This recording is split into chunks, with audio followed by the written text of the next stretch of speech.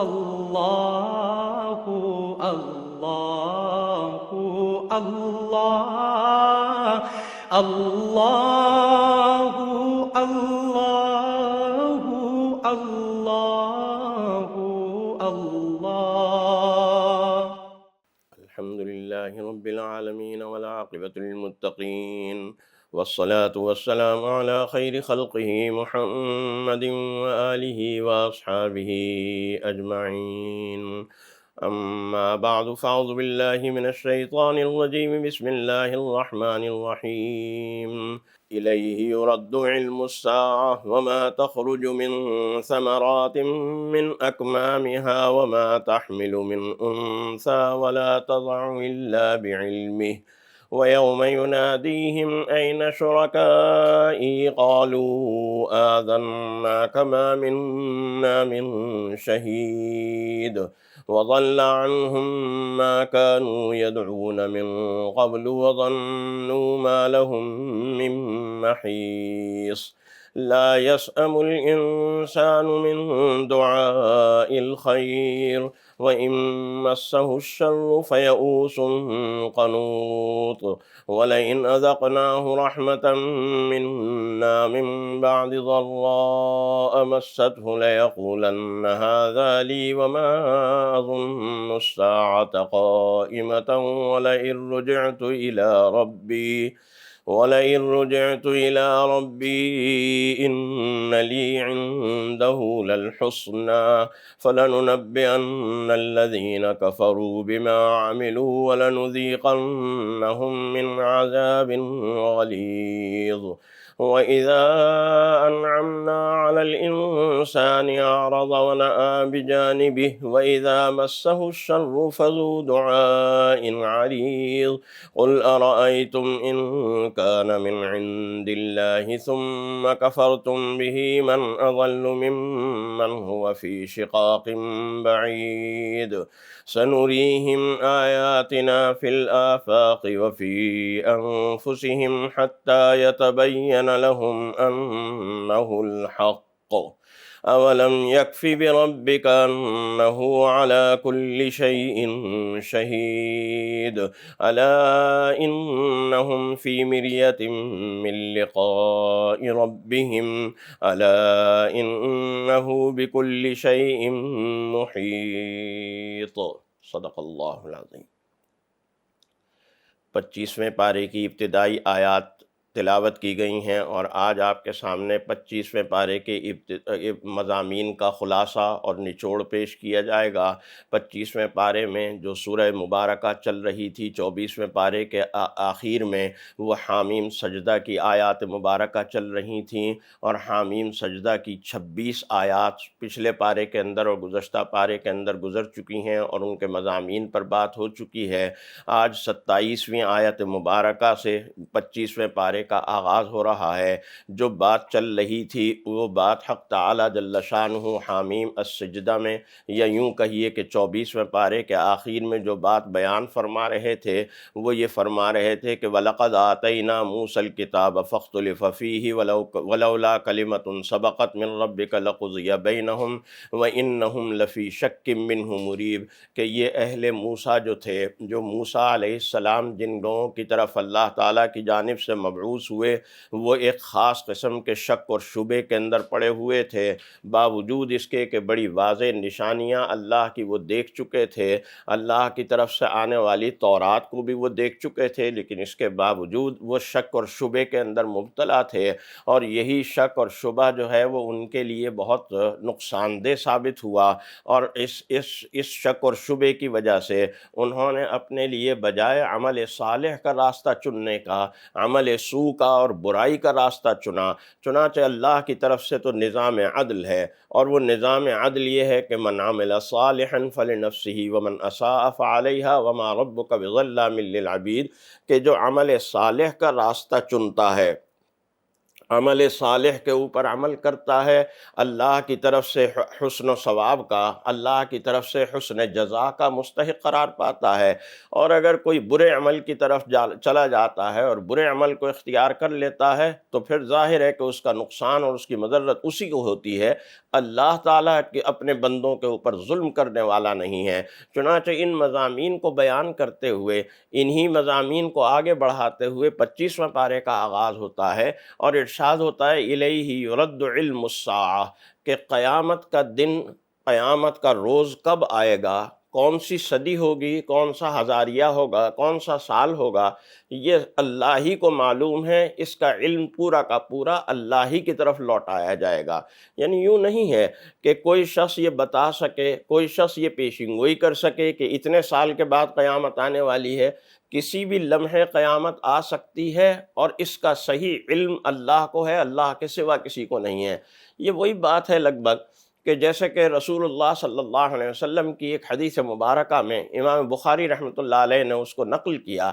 اور یہ حدیث مبارکہ رسول اللہ صلی اللہ علیہ وسلم کی حیات مبارکہ کے بالکل آخری حصے کی ہے۔ یعنی یوں سمجھ لیجئے کہ حجۃ الوداع سے واپسی کے بعد اور آپ کا مرض وفات اور وفات کے لیے جو بیماری آپ کی آئی تھی اس سے پہلے کی یہ بات ہے۔ یعنی یوں سمجھ لیجئے محرم کے اندر آپ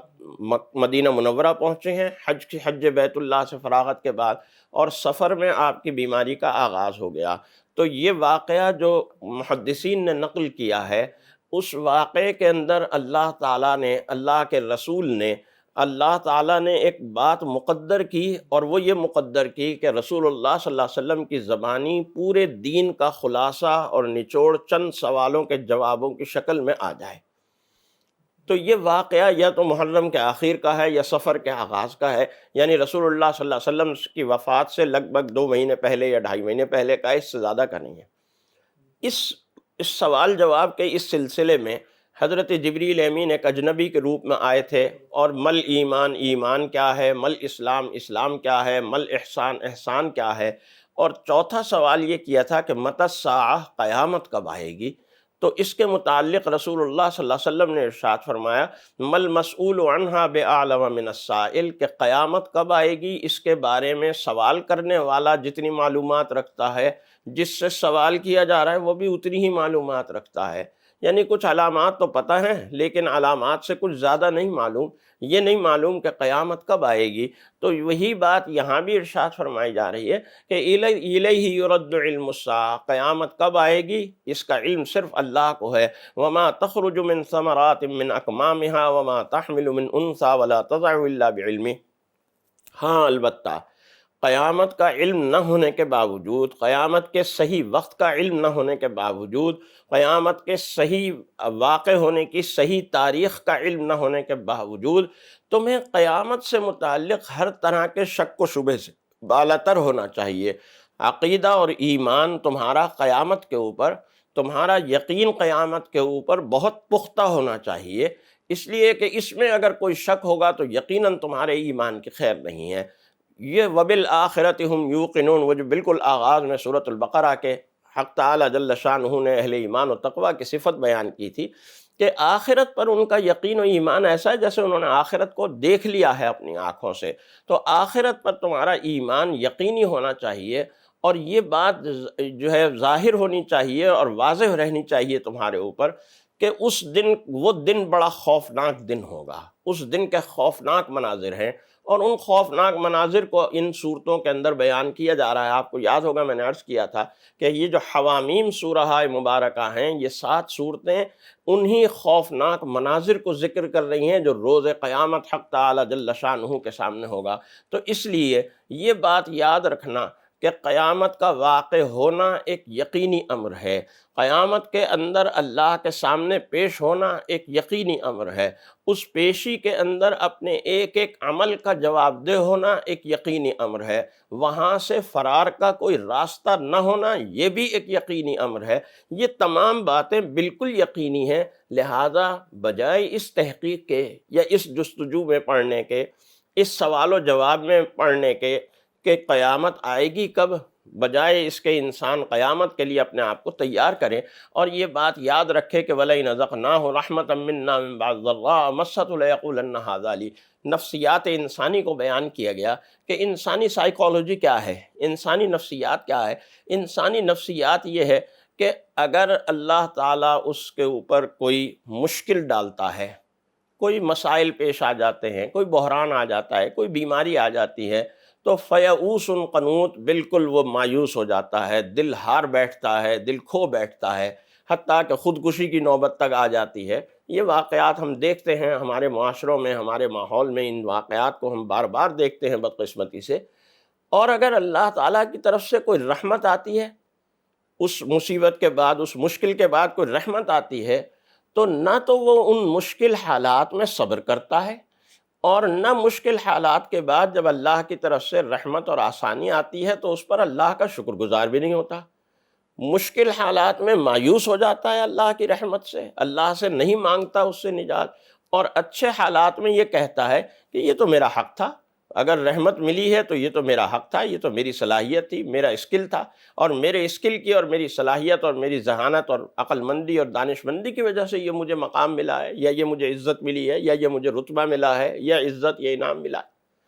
وہ ساری چیزیں پھر وہ اپنی مہارت، اپنی منصوبہ بندی سے منسوب کرتا ہے، اللہ کا شکر نہیں ادا کرتا۔ حالانکہ بندہ مومن جو ہے وہ دونوں طرح آزمایا جاتا ہے، مشکل میں گرفتار کر کے صبر سے آزمایا جاتا ہے، اور آسانی اور نعمت دے کر شکر سے آزمایا جاتا ہے۔ لہذا بندے کو یہ بات دیکھ لینی چاہیے کہ وہ صبر کے امتحان میں بھی پورا اترے اور شکر کے امتحان میں بھی پورا اترے۔ چنانچہ حق تعالیٰ جل شانہ اس بات کو بیان کرتے ہوئے یہ بات بیان کر رہے ہیں کہ دیکھو سنریہم آیاتنا فی الآفاق وفی انفسہم حتی یتبین لہم انہ الحق۔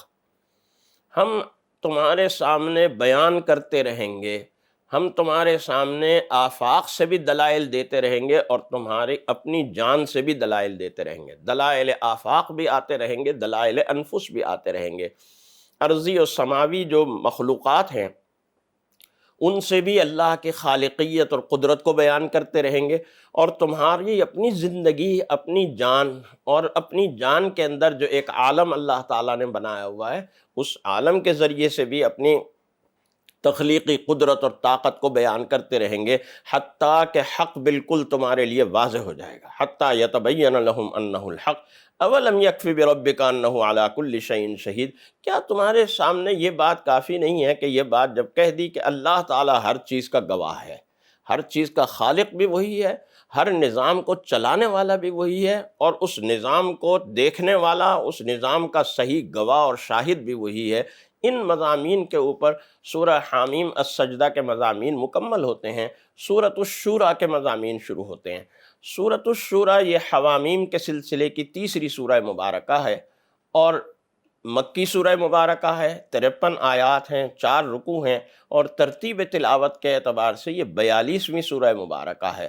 سورہ شورى کی آیات کے بعد 4 سورتیں اسی سپارے کے اندر آپ کے سامنے آئیں گی، یعنی سورہ شورى اور سورہ شورى کے بعد 3 مزید صورتیں۔ یہ حامیم سجدہ کی چند آیات آپ کے سامنے آئیں، اور حامیم سجدہ کے بعد چند آیات کے بعد یہ سورۃ الشورى کا آغاز ہو رہا ہے، یہ 26ویں پارے میں، 25ویں پارے میں، اور پھر سورۃ الشورى کے ساتھ 3 مزید صورتیں اسی پارے کے اندر ہم پڑھیں گے انشاءاللہ تعالی۔ سورۃ الشورى کا آغاز حامیم عین سین قاف ان حروف مقطعات سے ہوتا ہے۔ یہ غالباً سب سے لمبے حروف مقطعات ہیں جو پورے قرآن کریم میں آئے ہیں۔ کذالک یوحی الیک وإلی الذین من قبلک اللہ العزیز الحکیم۔ اس سورہ مبارکہ میں حق تعالی جل شانہ جو بات خاص طور پر بیان کر رہے ہیں وہ اللہ کی وحی کی عظمت، اللہ کی وحی کی قدر و منزلت، اور اللہ کی وحی کس طریقے سے نازل ہوتی ہے اس کو بیان فرما رہے ہیں۔ چنانچہ فرمایا کذالک یوحی الیک وإلی الذین من قبلک اللہ العزیز الحکیم، اللہ کی وحی اسی طرح نازل ہوتی ہے آپ کے اوپر جیسے نازل ہوتی ہے، ایسے ہی اللہ کے سابق انبیاء علیہ السلام پر بھی نازل ہوتی رہی ہے۔ لہو ما فی السماوات و ما فی الارض، زمین و آسمان پر اسی کی حاکمیت ہے، اسی کی طاقت ہے، اسی کی ربوبیت ہے، اور وہی اس کا خالق بھی ہے اور وہی اس نظام کو چلانے والا بھی ہے۔ وَكَذَلِكَ أَوْحَيْنَا إِلَيْكَ قُرْآنًا عَرَبِيًّا لِتُنذِرَ أُمَّ الْقُرَىٰ وَمَنْ حَوْلَهَا وَتُنذِرَ يَوْمَ الْجَمْعِ لَا رَيْبَ فِيهِ فَرِيقٌ فِي الْجَنَّةِ وَفَرِيقٌ فِي السَّعِيرِ۔ قریش مکہ کے ایک اعتراض کا یا ایک سوال کا جواب دیا جا رہا ہے،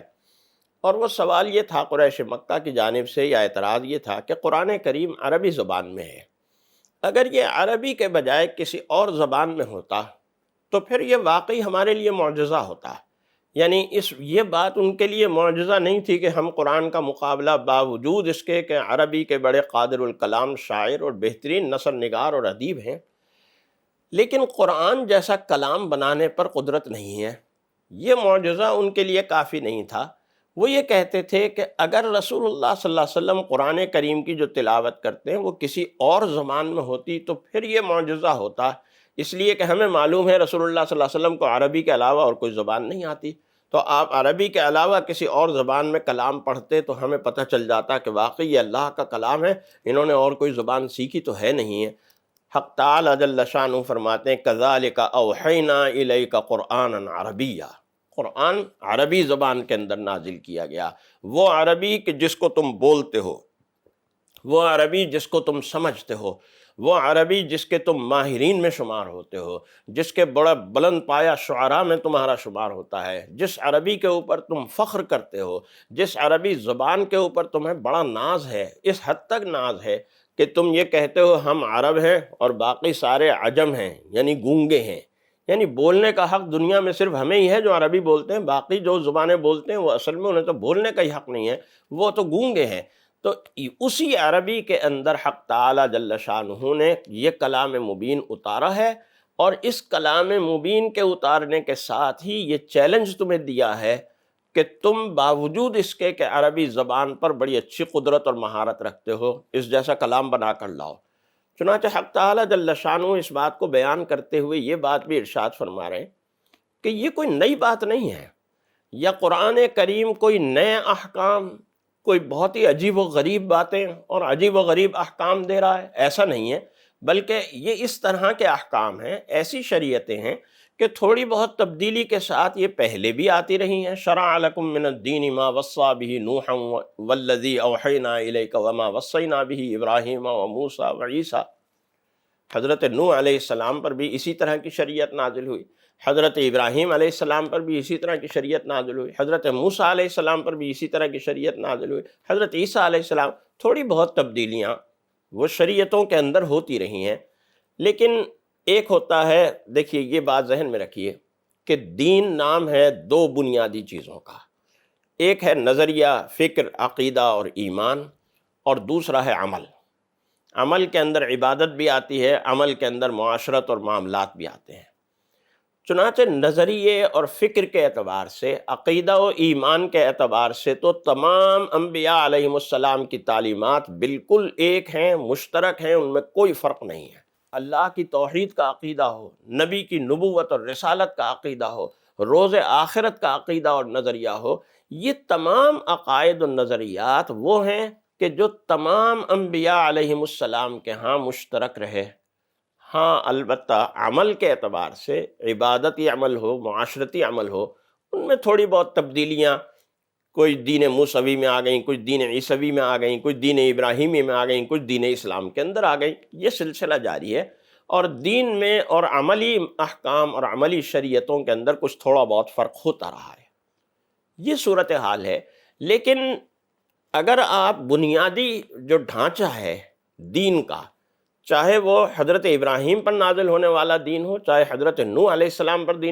نازل ہونے والا دین ہو، چاہے حضرت موسیٰ اور حضرت عیسیٰ علیہ السلام پر آنے والا اور نازل ہونے والا دین ہو، بنیادی ڈھانچہ اور عمل سے نکلنے والا نتیجہ سب کا لگ بھگ ایک ہے۔ سب اللہ ہی سے ہدایات لیتے رہے، اللہ ہی کی تعلیمات پر عمل کرتے اور کرواتے رہے۔ نبی کریم صلی اللہ علیہ وسلم بھی اللہ کی وحی سے تم تم لوگوں تک ہدایات پہنچا رہے ہیں، اللہ کی اس وحی کی طرف آنا اور لانا چاہتے ہیں، اللہ ہی کی دی ہوئی تعلیمات اور ہدایات اور احکام پر عمل کروانا چاہتے ہیں، لہذا اس سلسلے میں کوئی اچنبھے کی یا کوئی حیرت انگیز کوئی ایسی بات نہیں ہونی چاہیے۔ اللہ لطیف بعبادہ یرزق من یشاء وہو القوی العزیز، اللہ تعالیٰ تو اپنے بندوں پر بڑا مہربان ہے، وہ جس کو چاہتا ہے رزق عطا فرما دیتا ہے، بہت غالب ہے، بہت قوی ہے، وہ تمہیں عذاب میں مبتلا نہیں کرنا چاہتا، تمہارے سے کوئی انتقام نہیں لینا چاہتا، تمہارے سے کوئی بدلہ نہیں لینا چاہتا، وہ تو بڑا معاف کرنے والا، بڑا غفور الرحیم اور بڑا بخشنے والا ہے۔ هو الذی یقبل التوبۃ عن عبادہ ویعفو عن السیئات ویعلم ما تفعلون، حالانکہ وہ جانتا ہے جو کچھ تم کر رہے ہو، تمہارے ایک ایک عمل سے وہ بخوبی واقف ہے، تمہارے ایک ایک عمل سے وہ بخوبی واقف ہے، لیکن جب تم توبہ کرتے ہو، اللہ سے رجوع کرتے ہو، یقبل التوبۃ عن عبادہ، تو وہ اپنے بندوں کی توبہ کو قبول کرتا ہے۔ یوں نہیں ہوتا کہ وہ بندے کی توبہ، اگر بندہ توبہ کر رہا ہے تو وہ اس وجہ سے رد کر دے کہ پہلے میری نافرمانی کر رہا ہو پھر آگے توبہ کرنے لگے ہو۔ یقبل التوبۃ عن عبادہ، وہ بندے کی توبہ کو قبول کرتا ہے، ویعفو عن السیئات، اور ان کی برائیوں کو مٹا دیتا ہے۔ عفو کہتے ہیں مٹا دینے کو کسی چیز کو، جیسے ہم پینسل سے لکھتے ہیں اور بعد میں ریزر سے، ربر سے اس کو مٹا دیتے ہیں، اسی طرح سمجھ لیجئے کہ اللہ تعالیٰ کی طرف سے جب بندہ گناہ کرتا ہے تو اللہ کی طرف سے اس کے دل کے اوپر ایک سیاہ دھبا پڑ جاتا ہے۔ نبی کریم صلی اللہ علیہ وسلم فرماتے ہیں دل کے اوپر ایک سیاہ دھبا، اگر بندہ توبہ کر لیتا ہے وہ سیاہ دھبا مٹ جاتا ہے، ختم ہو جاتا ہے۔ تو اللہ تعالیٰ توبہ کو قبول کرتا ہے، وَيَعْفُو عَنِ السَّيِّئَاتِ، اور برائیوں کو مٹا دیتا ہے، ختم کر دیتا ہے، وَيَسْتَجِيبُ الَّذِينَ آمَنُوا وَعَمِلُوا الصَّالِحَاتِ وَيَزِيدُهُم مِّن فَضْلِهِ، اور جو ایمان والے ہیں، جو عمل صالح کو سر انجام دینے والے ہیں، ان کی باتوں کو، ان کی دعاؤں کو قبول کرتا ہے، اپنے فضل میں اضافہ کرتا چلا جاتا ہے۔ ان مضامین کو بیان کرنے کے ساتھ ساتھ توبہ کی حقیقت کو بھی بیان کیا کہ توبہ کی حقیقت کیا ہے۔ یعنی یوں نہیں ہے کہ توبہ محض زبان سے یہ کہہ دینا معاف کر دے، معاف کر دے، استغفار استغفار، یا اللہ معافی، محض اس سے توبہ ہو جاتی ہے، محض اس سے معافی ہو جاتی ہے، نہیں۔ توبہ کے معنی یہ ہے کہ انسان اپنے ماضی کے اوپر نادم اور شرمندہ ہو، نادم اور شرمندہ ہو کر اللہ کے سامنے اقرار جرم کرے، جیسے حضرت آدم علیہ السلام نے کہا تھا ربنا ظلمنا انفسنا، اقرار جرم کرے، اور پھر اس کے بعد آئندہ زندگی کے اندر وہ ان گناہوں سے، ان خطاؤں اور لغزشات سے اپنے آپ کو بچانے کی پوری سعی اور کوشش کرے۔ اسی کو بیان کیا گیا۔ حق تعالی جل شانہ آیت مبارکہ نمبر 37 میں ارشاد فرماتے ہیں والذین یجتنبون کبائر الاثم والفواحش واذا ما غضبوا هم یغفرون، کہ یہ وہ لوگ ہیں جن کی توبہ اللہ تعالیٰ قبول فرماتا ہے، جو کبائر الاثم، گناہ کبیرہ سے اجتناب کرتے ہیں، پرہیز کرتے ہیں۔ گناہ کبیرہ کیا ہوتا ہے؟ دیکھیے، گناہ کی دو قسمیں عام طور پر علماء اخلاقیات نے بیان فرمائی ہیں، ایک کو گناہ صغیرہ کہا جاتا ہے، ایک کو گناہ کبیرہ کہا جاتا ہے۔ عام طور پر گناہ کبیرہ کی تعریف یہ کی جاتی ہے کہ جس گناہ پر اللہ تعالیٰ نے شدید عذاب کی دھمکی دی ہو، وعید سنائی ہو، وہ گناہ کبیرہ ہوتا ہے، یا اللہ تعالیٰ نے اس پر دنیا میں کوئی سزا رکھی ہو، جیسے چوری کرنے والے کو ہاتھ کاٹ دو، قتل کرنے والے کو قتل کر دو قصاصاً۔ تو یہ جو سزا ہے یہ بڑی سخت سزا ہے، اور ظاہر ہے کہ یہ اسی لیے سخت سزا ہے کہ ایک سخت فعل کے اندر، ایک گناہ کبیرہ کے اندر بندہ مبتلا ہے۔ تو ایسے تمام جرائم، ایسی تمام معصیتیں اور نافرمانیاں کہ جن پر اللہ نے دنیا میں بھی کوئی سزا مقرر کر رکھی ہے، وہ بھی گناہ کبیرہ کہلاتے ہیں۔ بعض عارفین و صوفیاء نے اور علماء اخلاقیات نے یہ بھی لکھا ہے کہ گناہ صغیرہ کو معمولی سمجھ کر اختیار کرنا اور اختیار کیے رکھنا اور اس کا مسلسل عادی بن جانا بھی گناہ کبیرہ بنا جاتا ہے۔ یعنی بہت سارے گناہ صغیرہ جمع ہو جائیں تو وہ بھی گناہ کبیرہ بن جاتے ہیں۔ اس لیے بہرحال گناہ کبیرہ ہو یا صغیرہ،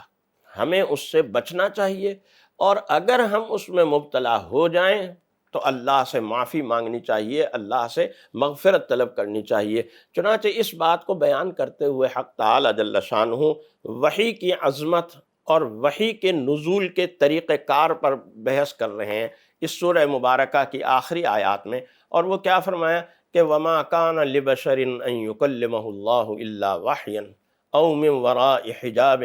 أَوْ يُرْسِلَ رَسُولًا فَيُوحِيَ بِإِذْنِهِ مَا يَشَاءُ إِنَّهُ عَلِيٌّ حَكِيمٌ، کہ دیکھو کسی بشر اور کسی انسان کے لیے یہ ممکن نہیں ہے کہ ان یکلمہ اللہ، کہ اللہ تعالیٰ اس سے ہم کلام ہو، اللہ اس سے ہم کلام ہو، اللہ اس سے بات کرے، یہ کسی بشر کے لیے ممکن نہیں ہے۔ الا وحیا، ما سوائے اس کے کہ اللہ کی وحی اس پر نازل ہو، او من وراء حجاب، یا پس پردہ اللہ تعالیٰ کوئی بات کرے، کوئی بات کہے، جیسے اللہ تعالیٰ نے پس پردہ کوہ طور پر حضرت موسیٰ علیہ السلام سے کلام فرمایا۔ او یرسل رسولا، یا یہ کہ اللہ تعالیٰ اپنا پیغمبر، اپنا ایلچی، اپنا قاصد، اپنا فرشتہ بھیجے، اور وہ اللہ کی اجازت سے جو اللہ چاہے، جو اللہ جس کا حکم دے، وہ نبی کے اوپر نازل کر دے۔ نبی کریم صلی اللہ علیہ وسلم سے امام بخاری رحمۃ اللہ علیہ نے اس روایت کو نقل کیا، باب کیف کان بدء الوحی الی رسول اللہ صلی اللہ علیہ وسلم۔ امام بخاری نے یہ باب بالکل آغاز میں قائم کیا، اور اس حدیث مبارکہ کو نقل کیا اس باب میں کہ جس میں رسول اللہ صلی اللہ علیہ وسلم سے یہ پوچھا گیا، کیف یأتیک الوحی یا رسول اللہ، یا رسول اللہ آپ پر وحی کیسے آتی ہے؟ رسول اللہ صلی اللہ علیہ وسلم نے جو وحی کی ایک شکل بیان فرمائی، وہ ایک تو یہ بیان فرمائی کہ احیانا یأتینی مثل سلسلۃ الجرس، وحی کبھی کبھی میرے اوپر اس طرح آتی جیسے کوئی گھنٹی کی سی آواز ہے، اور جب یہ گھنٹی کی آواز، یہ سلسلۃ الجرس کی آواز جب میرے سے ختم ہوتی ہے تو میں وحی کے الفاظ کو اپنے دل میں محفوظ کیے ہوئے ہوتا ہوں، وحی کے الفاظ کو اپنے دل میں محفوظ کیے ہوئے ہوتا ہوں۔ اور تیسری بات یہ فرمائی کہ وحی کی یہ شکل میرے لیے بہت سخت ہوتی ہے، وحی اشد علیہ،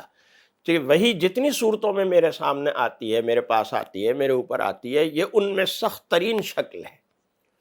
دوسری شکل یہ فرمائی کہ بعض اوقات اللہ تعالیٰ مجھے کوئی پیغام ویسے بھیج دیتا ہے، اور تیسری شکل یہ بیان فرمائی کہ بعض اوقات فرشتہ ایک انسانی شکل کے اندر میرے سے یتمثل لی الملک رجلا، ایک بندے کی شکل میں فرشتہ میرے سامنے آتا ہے اور بات بتا کے چلا جاتا ہے۔ جب وہ چلا جاتا ہے تو پتہ چلتا ہے کہ یہ تو فرشتہ تھا، یہ تو جبریل امین تھے۔ یہی صورتیں یہاں بھی بیان کی جا رہی ہیں کہ ایک تو شکل یہ ہے کہ ما کان لبشر ان یکلمہ اللہ الا وحیا، یہ وہی صورت ہے جس کو رسول اللہ صلی اللہ علیہ وسلم فرماتے ہیں احیانا یاتینی مثل سلسلۃ الجرس،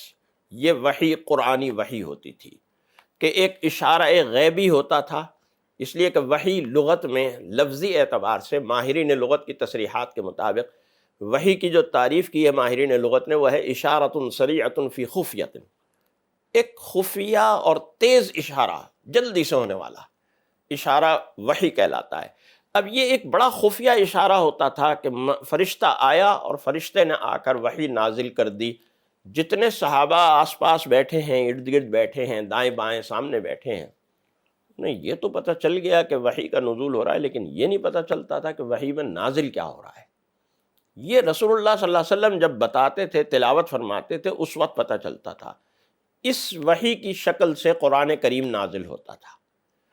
دوسری شکل من وراء حجاب، کہ پس پردہ کوئی آواز آئی، اس پس پردہ کچھ آواز نے کوئی ہدایت اور تعلیم کر دی۔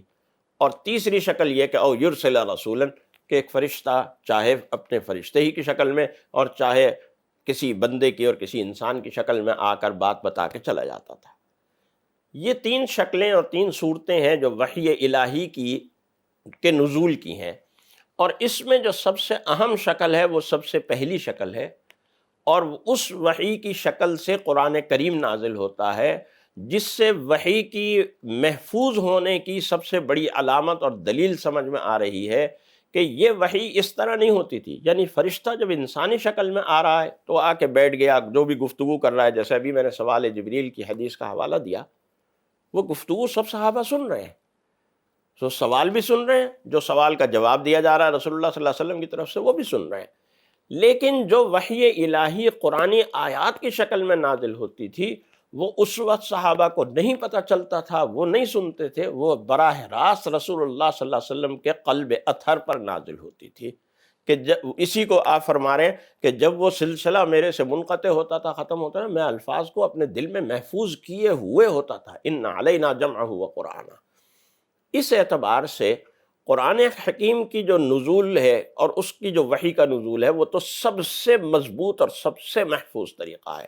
اس کے بعد جو دوسرا طریقہ ہے وہ بھی کوئی اتنا غیر محفوظ نہیں ہے، یہ اور بات ہے کہ اس کی حفاظت کا اتنا کڑا اور سخت معیار نہیں ہے، لیکن بہرحال ہے وہ بھی محفوظ۔ غیر محفوظ ہم اسے بھی نہیں کہہ سکتے، وہ بھی اللہ ہی کی، اس لیے غیر محفوظ نہیں کہہ سکتے کہ کوئی ندائے غیبی اگر آ رہی ہے، پس پردہ کوئی آواز آ رہی ہے، تو وہ کسی شیطان کی یا جناتی طاقت کی آواز نہیں ہو سکتی۔ اللہ کا رسول اس سے معصوم ہوتا ہے، اس کی بحث انشاءاللہ آئندہ ہم پڑھیں گے اور یہ ہمارے سامنے آئے گی۔ اس لیے اللہ تعالیٰ وحی کی عظمت کو بیان کر رہا ہے، اور وحی کی عظمت کے ساتھ ساتھ قرآنی وحی کی بطور خاص عظمت کو بیان کر رہا ہے، اور ان مضامین کے اوپر سورۃ الشورى کے مضامین مکمل ہوتے ہیں۔ سورۃ الزخرف کے مضامین کا آغاز ہوتا ہے، یہ بھی مکی سورہ مبارکہ ہے، اس میں 89 آیات ہیں اور 7 رکوع ہیں۔ زخرف اصل میں سونے کو کہتے ہیں عربی زبان میں، اور اس میں اس سورہ مبارکہ میں آیت مبارکہ نمبر 35 میں حق تعالی جل شانہ مشرکین مکہ کی بات کر رہے ہیں، اور اس میں سونے کا ذکر آیا ہے، اور وہ زخرف کے لفظ سے آیا ہے، اس لیے اس سورہ مبارکہ کا نام اس مناسبت سے سورہ زخرف رکھا گیا۔ اس سورہ مبارکہ میں بھی حق تعالی جل شانہ نے بطور خاص عقائد و ایمانیات کی بات کی ہے، لیکن بطور خاص جو خاص عقیدہ یا عقیدہ توحید کے جس پہلو کو یہاں نمایاں کیا جا رہا ہے، وہ مشرکین مکہ کے ایک عقیدے اور ایک نظریے کی، ایک سوچ کی تردید کی جا رہی ہے۔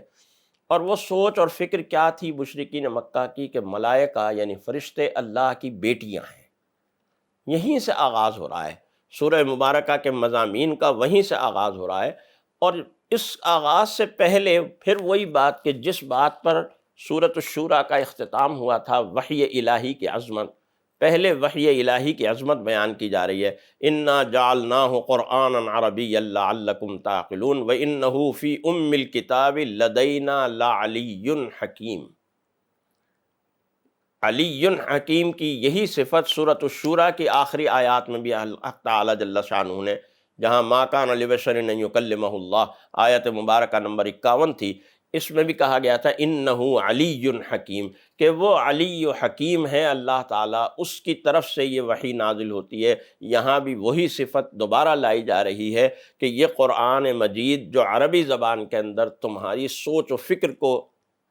مہمیز دینے کے لیے، تمہاری سوچ اور فکر میں اضافہ کرنے کے لیے نازل ہو رہا ہے، یہ علی حکیم حق تعالیٰ کی ذات کی جانب سے نازل ہو رہا ہے۔ چنانچہ حق تعالیٰ جل شانہ سب سے پہلی جو بات فرما رہے ہیں وہ یہی بات فرما رہے ہیں کہ اللہ تعالیٰ نے اپنی قدرت کے مظاہر تمہارے سامنے رکھے ہیں،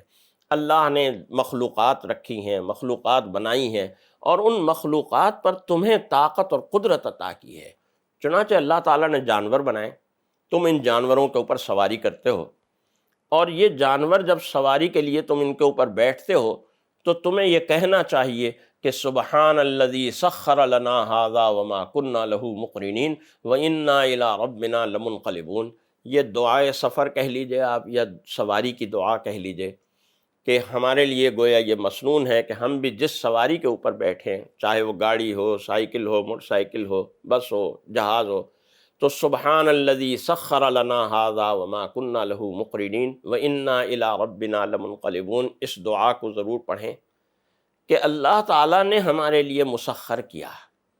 وگرنہ ہم ان کو مسخر کرنے والے نہیں تھے۔ ایک ہاتھی ہے، ایک اونٹ ہے، گھوڑا ہے، گھوڑا بدک جائے تو سوچئے کہ انسان کو کتنا نقصان پہنچانے والا ہوتا ہے، ہاتھی اگر بدمست ہو جائے تو سوچئے انسان کو کتنا نقصان ہوتا ہے۔ اس اعتبار سے اللہ تعالیٰ نے باوجود اس کے کہ انسان کا وزن، انسان کے اندر جو قوت اور طاقت ہے وہ اس جانور سے کم ہے، لیکن پھر بھی اللہ تعالیٰ نے اس کو قوت دی۔ اور اگر اس کو آج کل کے اعتبار سے دیکھیں، آج کی سائنسی دنیا کے اعتبار سے دیکھیں، تو آپ دیکھیں کہ اتنا بڑا جہاز ہوتا ہے، ٹنوں وزنی جہاز ہوتا ہے، اس میں کتنا تیل ہوتا ہے، کتنے افراد بیٹھے ہوئے ہوتے ہیں، 500 600 800 تک افراد بیٹھے ہوئے ہیں، ان کا سامان بھی رکھا ہوا ہے۔ یہ ٹنوں وزن کا جہاز جو ہے وہ 2 آدمی اڑاتے ہیں اور خیر و عافیت کے ساتھ اپنی منزل مقصود پر پہنچ جاتے ہیں۔ یہ اللہ نے عقل دی، اللہ نے صلاحیت دی تھی، تو اللہ تعالیٰ کی دی ہوئی اس عقل کی بنیاد پر اتنے بڑے جہاز کو اور اس میں رکھے ہوئے اتنے زیادہ ساز و سامان اور افراد کو اور ان کے وزن کو لے کر ہم کس طریقے سے ہواؤں میں اڑتے ہیں اور گھنٹوں اڑتے رہتے ہیں۔ سبحان الذی سخر لنا ھذا، پاک ہے وہ ذات کہ جس نے ان سواریوں کو ہمارے لیے مسخر کیا ہے، وگرنہ ہم ان سواریوں کو قابو پانے والے نہ تھے۔ وَإِنَّا إِلَىٰ رَبِّنَا لَمُنْقَلِبُونَ، اور یہ تصور بھی ہر وقت سامنے رکھنا، ہر سفر میں سامنے رکھنا کہ یہ دنیا بھی ایک سفر ہے،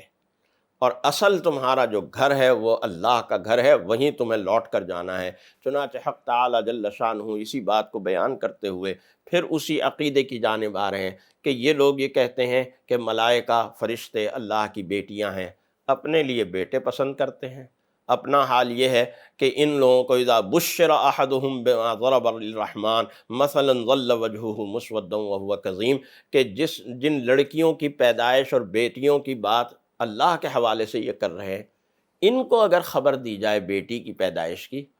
تو مثلا ظل وجهه مسودا وهو كظيم، وہ نادم اور شرمندہ سے اور ذلیل و رسوا سے ہو جاتے ہیں، چہرہ سیاہ پڑ جاتا ہے، معاشرے سے چھپتے پڑتے ہیں، معاشرے میں کسی کو شکل دکھانے کے قابل اپنے آپ کو نہیں سمجھتے۔ یہ ان کا نظریہ بیٹیوں کے متعلق ہے، اللہ کے لیے وہی بیٹیاں تسلیم کرتے ہیں اور سمجھتے ہیں کہ اللہ کی بیٹیاں ہیں۔ چنانچہ حق تعالی جل شانہ عقائد و نظریات کی اس بحث کو آگے بڑھاتے ہوئے حضرت ابراہیم علیہ السلام کی ایک قوم سے جو بحث ہے یا قوم سے جو ایک نتیجتاً گفتگو ہے اس کو بیان فرما رہا ہے۔ یہ بات کئی مرتبہ گزر چکی ہے کہ حضرت ابراہیم علیہ السلام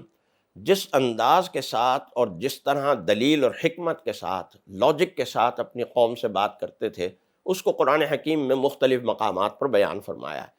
لیکن یہاں جو انداز ہے وہ انداز ایسا لگتا ہے کہ جیسے کوئی فیصلہ کن انداز ہے، اور وہ فیصلہ کن انداز کیا ہے کہ وَإِذْ قَالَ إِبْرَاهِيمُ لِأَبِيهِ وَقَوْمِهِ إِنَّنِي بَرَاءٌ مِّمَّا تَعْبُدُونَ، کہ اس وقت کو یاد کرو جب ابراہیم علیہ السلام نے اپنی قوم سے اور اپنے والد سے کہا کہ میں بری الذمہ ہوں ان چیزوں سے جن کو تم پوجتے ہو، میرا کوئی تعلق نہیں ہے، میں نہ ان کو عبادت کے قابل سمجھتا ہوں نہ ان کی عبادت کرتا ہوں، میرا ان سے کوئی تعلق نہیں ہے، میں ان سے بری ہوں۔ یہاں ایک بات قابل غور ہے کہ حضرت ابراہیم علیہ السلام کا ایک مناظرہ پہلے بھی گزرا ہے، ہم اس کو پڑھ چکے ہیں کہ یہ چاند ہمارا معبود ہوگا، یہ ستارہ ہمارا معبود ہوگا، یہ سورج ہذا یہ اکبر ہے، یہ بڑا ہے، یہ ہمارا معبود ہوگا۔ بعض حضرات کو یہ خیال ہوا کہ شاید یہ کوئی ایمانی ارتقاء کی بحث ہے کہ حضرت ابراہیم علیہ السلام پہلے اس شبہ میں تھے کہ یہ چاند بھی ہمارا معبود ہو سکتا ہے، ستارہ بھی ہو سکتا ہے، سورج بھی ہو سکتا ہے، پھر مزید شک میں کچھ کمی آئی اور ایمان پختہ ہونا شروع ہوا تو انہوں نے کہا نہیں نہیں یہ ہمارے معبود نہیں ہو سکتے، اور جب ایمان بالکل پختہ ہو گیا تو یہ اعلان کر دیا کہ اننی براء مما تعبدون۔ ایسی بات نہیں ہے، بلکہ بات یہ ہے کہ اللہ کا نبی تو اول دن سے کفر و شرک سے بالکل منزہ اور پاک ہوتا ہے، اس کی زندگی کے اندر نبوت سے پہلے بھی کفر و شرک کی کوئی روایت نہیں ہو سکتی۔ لہذا حضرت ابراہیم علیہ السلام کے متعلق یہ سوچنا یا یہ سمجھنا کہ ان کی زندگی میں کہیں کچھ شائبہ تھا، کچھ شبہ تھا، اور وہ شبہ دور ہوتا جا رہا تھا، اور جب بالکل دور ہو گیا تو انہوں نے اعلان کر دیا کہ اننی براء، ایسا نہیں ہے۔ یہ قوم سے ایک محاجے کا، مناظرے کا، قوم کو قائل کرنے کا ایک طریقہ تھا جو حضرت ابراہیم علیہ السلام نے یہاں استعمال کیا، اور مقصد یہی ہے کہ اللہ کے ہر نبی نے، اللہ کے ہر رسول نے قوم کو اپنے اللہ کی طرف بلایا، اللہ کی وحدانیت کی طرف بلایا، اللہ کی توحید کی طرف بلایا۔ انہی مضامین کو بیان کرتے ہوئے حق تعالی جل شانہ سورہ زخرف کے مضامین مکمل فرماتے ہیں۔ سورہ دخان کے مضامین، الدخان کے مضامین شروع ہوتے ہیں۔ سورہ الدخان بھی مکی سورہ مبارکہ ہے، 59 آیات ہیں اور 3 رکوع ہیں۔ اس کی آیات مبارکہ 10 تا 15 میں مکہ مکرمہ میں جو ایک قحط پڑا تھا اس قحط کا ذکر ہے، اور اس قحط کے ذکر میں دخان یعنی دھوئیں کا ذکر ہے۔ دخان اصل میں عربی میں دھوئیں کو کہتے ہیں، کہ وہ ایک دھوئیں کی سی کیفیت ہے، اس کا ذکر آ رہا ہے، آئندہ آیات میں ہم پڑھیں گے انشاءاللہ۔ تو اس دخان اور دھوئیں کے ذکر کی مناسبت سے اس سورہ مبارکہ کا نام سورۃ الدخان رکھا گیا۔ یہ بات تاریخ کی روایات کے اندر اور سیرت کی روایات کے اندر بیان ہوئی ہے کہ رسول اللہ صلی اللہ علیہ وسلم جب ہجرت کر کے مدینہ منورہ آ گئے تو مدینہ منورہ ہجرت کے بعد مکہ مکرمہ میں شدید قحط سالی ہو گئی، خوراک کی شدید قلت ہو گئی، حتیٰ کہ یہ صورتحال ہو گئی کہ لوگ چمڑا چبانے اور چمڑا کھانے کے لیے بھی تیار ہو گئے اور چمڑا کھانے لگے۔ جو چیزیں کھانے کی نہیں ہیں وہ بھی کھانی پڑی انہیں مجبوراً۔ یہ صورتحال تھی۔ اس صورتحال میں کفار مکہ کی جانب سے اور بطور خاص ابو سفیان کی جانب سے ایک ایلچی اور ایک قاصد رسول اللہ صلی اللہ علیہ وسلم کی خدمت میں بھیجا گیا، اور رسول اللہ صلی اللہ علیہ وسلم سے یہ کہا گیا کہ آپ ہمارے لیے دعا فرمائیں کہ اللہ تعالی ہمیں ان حالات سے، قحط سالی سے، خوراک کی اس قلت سے نکال دے، اور اگر آپ کی دعا کے نتیجے میں اور قبولیت کے نتیجے میں ہم نکل آئے تو ہم آپ پر ایمان لے آئیں گے۔ چنانچہ نبی کریم صلی اللہ علیہ وسلم نے دعا بھی فرمائی، اور نبی کریم صلی اللہ علیہ وسلم نے کچھ غلہ بھی بھیجا اہل مکہ کے لیے۔ یہ دیکھیے کیسا حوصلہ اور کیسا ظرف ہے ہمارے رسول صلی اللہ علیہ وسلم کا، کہ وہ مکے والے کہ جنہوں نے 13 سال رسول اللہ صلی اللہ علیہ وسلم کے ساتھ کیا زیادتیاں نہیں کی ہیں، لیکن وہ جب مشکل کے اندر گرفتار ہیں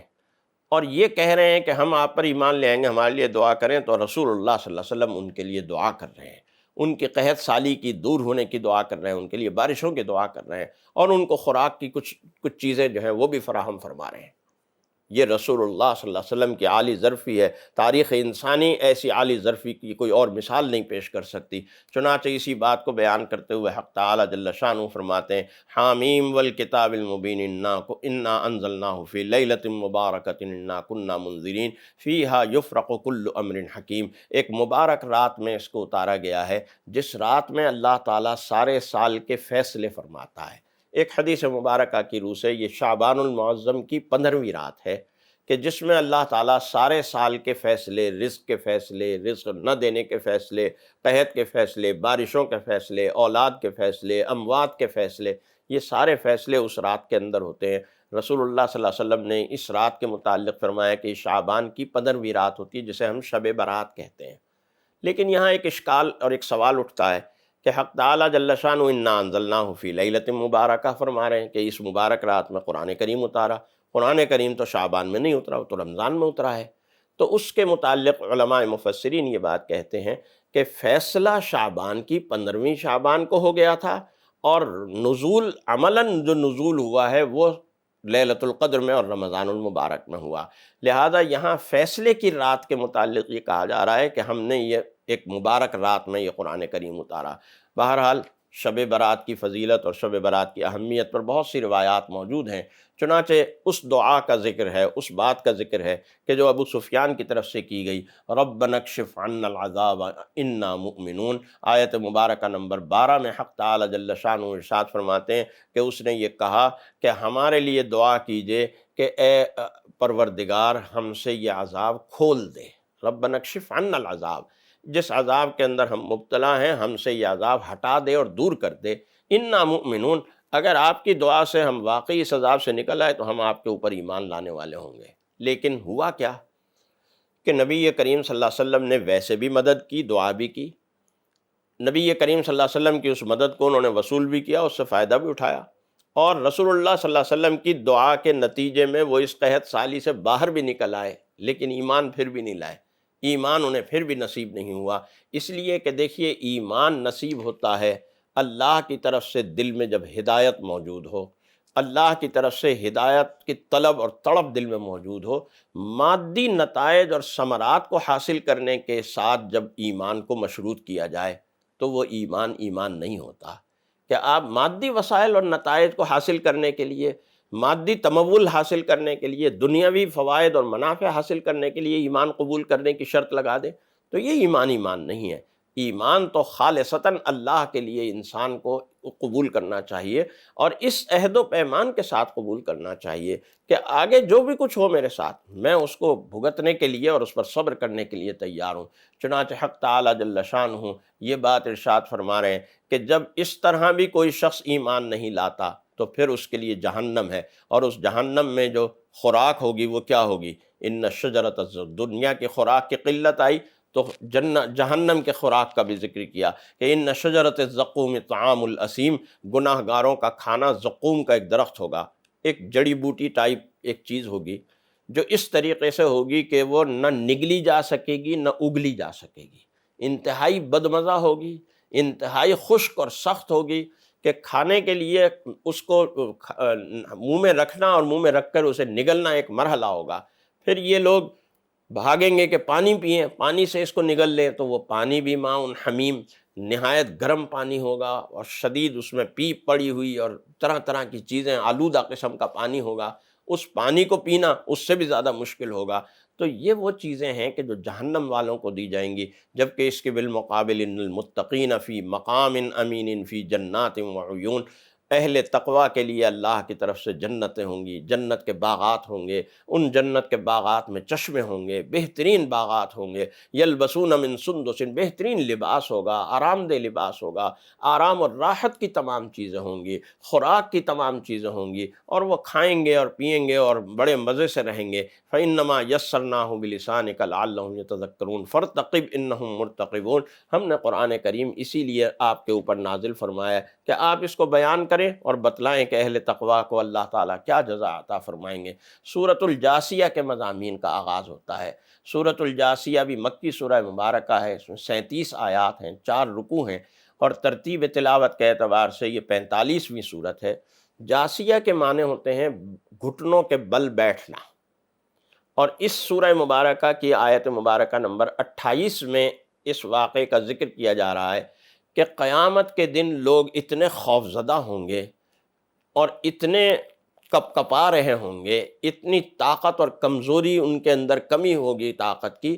کہ وہ سیدھے کھڑے نہیں ہو سکیں گے، لہذا گھٹنوں کے بل بیٹھ جائیں گے۔ 3 باتیں ہیں جو بطور خاص اس سورہ مبارکہ میں بیان کی جا رہی ہیں کہ ایک تو یہ کہ کائنات میں اس وقت ہر طرف اللہ کی قدرت کاملہ ہے اور اس کے مظاہر تمہارے ارد گرد پھیلے ہوئے ہیں۔ ان قدرت کے مظاہر سے اللہ کو پہچانو، اللہ کے قدرت اور طاقت کو پہچانو۔ پھر یہ بھی ارشاد فرمایا گیا کہ آپ کو سابق امتوں سے ذرا مختلف شریعت دی گئی ہے۔ شرع لکم من الدین ما وصی بہ نوحا میں بھی ہم اس کو ڈسکس کر چکے ہیں کہ شریعتیں مختلف رہی ہیں، عمل کے طریقے اور عبادت کے طریقے مختلف شریعتوں میں مختلف رہے ہیں، تو یہاں بھی اسی بات کو بیان کیا گیا۔ اور تیسرے نمبر پر قیامت کے ہولناک مناظر کو حق تعالیٰ جل شانہ نے بیان فرمایا۔ چنانچہ شریعتوں کے مختلف ہونے کو اللہ تعالیٰ نے 16 سے آیت مبارکہ نمبر 16 سے 26 تک بیان فرمایا، اور پھر آیت مبارکہ نمبر 27 سے 37 تک قیامت کے ہولناک مناظر کو ذکر فرمایا، اور انہی مناظر کو ذکر کرتے ہوئے فرمایا وَتَرَا كُلَّ أُمَّةٍ جَاثِيَةٍ، تم اس دن دیکھو گے کہ ساری امتیں، سارے لوگ جو ہیں وہ گھٹنوں کے بل بیٹھ گئے ہیں، اس لیے کہ اتنے خوفناک مناظر ہوں گے کہ ان خوفناک مناظر کو دیکھتے ہوئے، ان المناک مناظر کو دیکھتے ہوئے انسان کے اندر اتنی سکت اور طاقت نہیں ہوگی کہ وہ اپنے پاؤں کے اوپر کھڑا رہ سکے، وہ سیدھا کھڑا رہ سکے، وہ مجبور ہو جائے گا کہ گھٹنوں کے بل کھڑا ہو۔ چنانچہ حق تعالیٰ جل شانہ فرماتے ہیں کہ وَإِذَا قِيلَ إِنَّ وَعْدَ اللَّهِ حَقٌّ وَالسَّاعَةُ لَا رَيْبَ فِيهَا قُلْتُم مَّا نَدْرِي مَا السَّاعَةُ إِن نَّظُنُّ إِلَّا ظَنًّا وَمَا نَحْنُ بِمُسْتَيْقِنِينَ۔ عجیب و غریب بات ہے کہ اتنے خوبصورت انداز سے ان کو قیامت کے بارے میں اطلاع دی جاتی ہے، سمجھایا جاتا ہے، لیکن یہ لوگ یہی کہتے ہیں کہ صاحب بات یہ ہے جب ان کے سامنے قیامت کی بات کی جائے کہ بھئی قیامت میں کوئی شک نہیں ہے، تو کہتے ہیں ما ندری ما الساعہ، ہمیں نہیں معلوم قیامت کیا ہوتی ہے، ان نظن الا ظنا وما نحن بمستيقنين، یہ گمان ہے، تم لوگوں کی کہانیاں ہیں، چلی آ رہی ہیں پہلے سے، ہمیں اس قیامت کا بالکل کوئی یقین نہیں ہے۔ حق تعالی جل شانہ ان باتوں کو بیان کرتے ہوئے سورۃ الجاثیہ کے مضامین کو مکمل کرتے ہیں۔ فَلِلَّهِ الْحَمْدُ رَبِّ السَّمَاوَاتِ وَرَبِّ الْأَرْضِ رَبِّ الْعَالَمِينَ وَلَهُ الْكِبْرِيَاءُ فِي السَّمَاوَاتِ وَالْأَرْضِ وَهُوَ الْعَزِيزُ الْحَكِيمُ۔ اللہ ہی کے لیے ہے حمد و ثنا اور تمام تعریفیں، ہے، جو رب ہے سماوات کا، آسمانوں کا، جو رب ہے زمین کا، جو رب العالمین، جو رب ہے تمام جہانوں کا، ہر طرح کے جہانوں کا، اس جہان کا، اگلے جہان کا، زمینی جہان کا، آسمانی جہان کا، ہر چیز کا وہی رب اور پروردگار ہے۔ وَلَهُ الْكِبْرِيَاءُ فِي السَّمَاوَاتِ وَالْأَرْضِ، زمین و آسمان میں جتنی بھی کبریائی ہے وہ سب اسی کی سزاوار ہے، اسی کی شان ہے۔ وَهُوَ الْعَزِيزُ الْحَكِيمُ، اور وہی عزیز بھی ہے، حکیم بھی ہے۔ ان آیات کے اوپر، ان مضامین کے اوپر سورۃ الجاثیہ کے مضامین اور 25ویں پارے کے مضامین اپنے اختتام کو پہنچتے ہیں۔ سورۃ الاحقاف سے 26ویں پارے کے مضامین کا آغاز ہوگا انشاءاللہ العزیز۔ آئندہ ملاقات میں آپ کے سامنے آئیں گے۔ حق تعالی جل شانہ ہمیں عمل کی اور سمجھنے کی توفیق عطا فرمائے، آمین۔ وآخر دعوانا ان الحمدللہ رب العالمین۔ اللہ اللہ اللہ اللہ اللہ اللہ اللہ